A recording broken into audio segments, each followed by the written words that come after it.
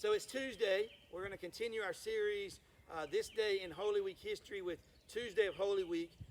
We're so glad you've joined us. We cannot cover everything today, so we're going to hit the high spots, if you will, and then we're going to kind of settle in on one parable, very familiar parable that Jesus tells, how that foreshadows what's coming at the end of the week, and how it also tells kind of a history of what's happened with Israel from really the beginning of Israel even being Israel. And so here's what I want to tell you. You can find this in Matthew chapter 21 through 25, Mark chapter 11 through 13, Luke chapter 20 through 21. That's where you're going to find these stories at, this account at. And so I encourage you to read those on your own. Let me tell you a little bit about what happened. So every evening the disciples, and on Monday evening we left off with the disciples and Jesus returning to Bethany to sleep. And then on Tuesday morning they get up and they make their way back to Jerusalem. And on the way there, they walk by that fig tree that Jesus cursed on Monday. And when he cursed it on Monday, the disciples certainly heard that. But on Tuesday,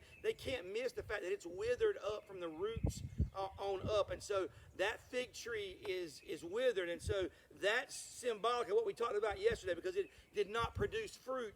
And that was, we talked about how we need to be producing fruit. They make their way into Jerusalem, and in there, Jesus is going to have just encounters all day with the Pharisees and the religious leaders, and it is going to be full of tension. So every conversation, it seems, is them trying to trap him, is them building their case against him. We notice that more and more we read that they're getting more angry, and the plot to kill him is becoming is being put in place more and more. And so we find that later on, as they're leaving that afternoon, they're going to walk out, and the disciples are going to look at the temple and make this comment that the temple is so beautiful, and Jesus is going to make a very famous proclamation then, kind of a prediction saying that temple's going to fall. And a lot of times we take that and we make it about end times, but really he's just saying that in 70 AD, that very temple will fall. There won't be a stone left standing, because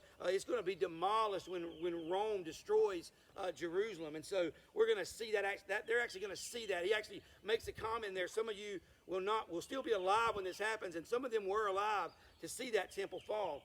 And then later on that night, they make their way back to Bethany, which is where they spend every night. Where I want us to settle at and read about this morning is if we could turn to Luke chapter 20, and I want to just read for you a quick parable and talk about, and maybe you can see the symbolism of and what Jesus is not only talking about from the past, but also predicting and saying will happen in the next few days. So here's that parable.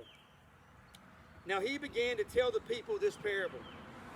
A man planted a vineyard, leased it to tenant farmers, and went away for a long time. At harvest time, he sent a servant to the farmers so that they might give him some fruit from the vineyard. But the farmers beat him and sent him away empty-handed. He sent yet another servant, but they beat him too, treated him shamefully, and sent him away empty-handed. He sent yet a third, but they wounded this one too and threw him out. The owner of the vineyard said, "What shall I do? I will send my beloved son. Perhaps they will respect him." But when the tenant farmers saw him, they discussed it among themselves and said, "This is the heir. Let's kill him so that the inheritance will be ours." So they threw him out of the vineyard and killed him. What then will the owner of the vineyard do to them? He will come and kill those farmers and give the vineyard to others. But when they heard this, they said, "That must never happen." But he looked at them and said, "Then what is the meaning of this scripture? The stone the builders rejected has become the cornerstone. Everyone who falls on that stone will be broken into pieces, but on whom it falls, it will shatter him." When the scribes and the chief priests looked for a way to get their hands on him that very hour, because they knew he had told this parable against them, but they feared the people. Jesus tells this parable to drive home the point. Israel had missed it. They had had opportunities. God had sent, if you think about the world being his vineyard, he had sent prophets and others to point them back to him, but time and time again, they missed it. And even giving them predictions and prophecies pointing them to Jesus, but here they were standing with Jesus, and they had missed that as well. And so what happens is now he has sent Jesus His Son into the world, God has. And just like the Father in this story that owned this vineyard, who sent their Son, he sent His Son to the tenants of the vineyard, what did they do to that Son? They killed Him. And we know that Jesus is not just talking about the past, but He's foreshadowing the future, that in a mere 3 days, many of these Jewish leaders will make the plans and see those plans come to fruition, and they will see that their plan will be fulfilled, that Jesus will in fact be arrested and tried and killed. Jesus isn't just saying, hey, here's a good little story. They knew He was talking about them, and that's why from that point on, they said, hey, we've got to get our hands on Him this hour. I encourage you to read that passage that I gave you earlier, the lengthier passage, because we see that every conversation points to what's going to happen in a few days. Crucifixion.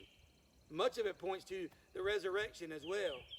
Embedded in these stories are not just little stories and not just little details or meaningless details, but prophecies pointing to the fact that Jesus will crawl upon a cross and die for the sins of the world. And that God will take His kingdom and give it to a new group, the church who we talked about Sunday, the people of God, the church that Jesus has said before that the gates of hell will not prevail against. Jesus takes our place so that we can be part of the church, so that we can be in the family of God. He lives a life for us, dies a death for us, is raised from that grave so that we can be reconciled to God and that we can have a part of the kingdom.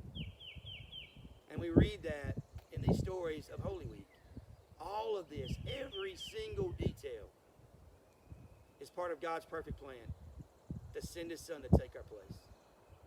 I hope you're having a great day. I hope this Tuesday devotion, as short as it is, points you in the direction of our Savior and King, in the direction of Jesus. Thank you. Stay safe.